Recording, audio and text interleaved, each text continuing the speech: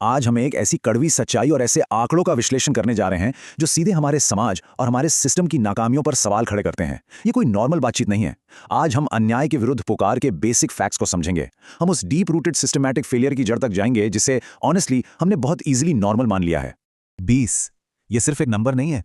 हर 20 minute में हमारे देश में एक लड़की हिंसा का शिकार होती है। सोचिए इस बारे में। अभी जब हम लोग ये डेटा एनालाइज कर रहे हैं ना, इन आंकड़ों को समझने की कोशिश कर रहे हैं, एग्जैक्टली इसी वक्त कहीं ना कहीं किसी की जिंदगी अचानक से तबाह हो रही होगी। ये कैसा आंकड़ा है जो देश में लगातार बढ़ रहा है और रुकने का नाम ही नहीं ले रहा। ओके, तो चलिए इसमें थोड़ा गहराई से उतरते हैं। आखिर गलती है किसकी? क्या इस हिंसा के लिए सिर्फ और सिर्फ वही लोग जिम्मेदार हैं जो ये घिनौना अपराध करते हैं, या फिर क्या हमारा सिस्टम, हमारी व्यवस्था और हमारे कानून भी उतने ही जिम्मेदार हैं? ये एक ऐसा सवाल है जो आज हमें एज अ सोसाइटी खुद से पूछना ही पड़ेगा। सिस्टम की नाकामियों का पहला बड़ा पिलर है लीगल फेलियर्स, यानी कानून और सजा के डर का पूरी तरह से गायब हो जाना। एक तरफ हमारा आइडिया था फास्ट ट्रैक कोर्ट्स का, एक ऐसी मजबूत उम्मीद जहां तुरंत इंसाफ मिल सके। लेकिन ग्राउंड रियलिटी क्या है? चौंकाने वाली। केसेस आज भी सालों तक कोर्ट में घिसटते रहते हैं। आंकड़े साफ बताते हैं कि कन्विक्शन रेट्स बेहद कम है और पेंडेंसी रेट आसमान छू रही है। अब आप ही सोचिए, जब क्रिमिनल्स को ऑलरेडी पता है कि केस सालों चलेगा और सजा मिलने का डर ना के बराबर है, तो अपराधियों के हौसले तो नेचुरली बढ़ेंगे ही ना। फास्ट ट्रैक कोर्ट्स अब सच कहूं तो लगभग सिर्फ नाम के रह गए हैं।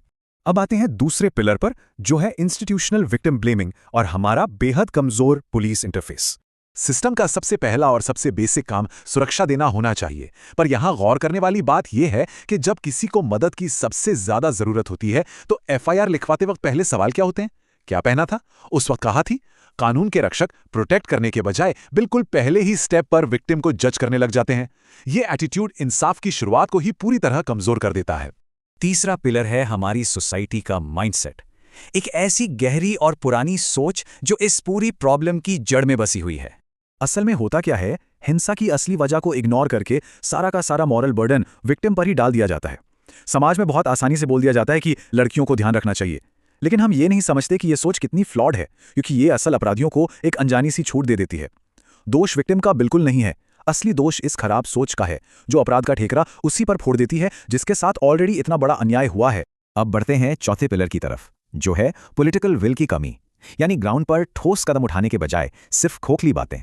एक तरफ होते हैं बड़े बड़े पॉलिटिकल स्टेटमेंट्स और लंबे चौड़े वादे, और दूसरी तरफ ग्राउंड जीरो पर एक्शन का बिल्कुल अभाव। चाहे बात अनयूटिलाइज्ड निर्भया फंड्स की हो या स्ट्रक्चरल रिफॉर्म्स में लगातार होने वाली देरी की, जब तक सिस्टम में सिर्फ स्टेटमेंट ज्यादा होंगे और जमीनी काम कम होगा, तब तक ये भयानक नंबर्स कभी नहीं रुकेंगे। कथन और करनी के बीच का ये फासला ही अपराध को सबसे बड़ा आश्रय देता है। पांचवां और आखिरी पिलर, द ह्यूमन कॉस्ट। अब हम इन संख्याओं और आंकड़ों से थोड़ा आगे बढ़कर इसकी सबसे कड़वी सच्चाई को देखते हैं। हर एक नंबर जिसका आज हमने विश्लेषण किया, उसके पीछे एक जीता जागता इंसान है, एक पूरी फैमिली है।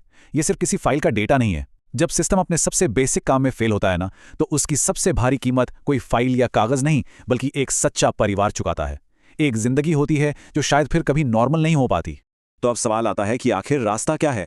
इंसाफ तेज होना चाहिए, बहुत तेज। और सबसे जरूरी बात, डर सिर्फ और सिर्फ क्रिमिनल्स के मन में होना चाहिए, विक्टिम्स के नहीं।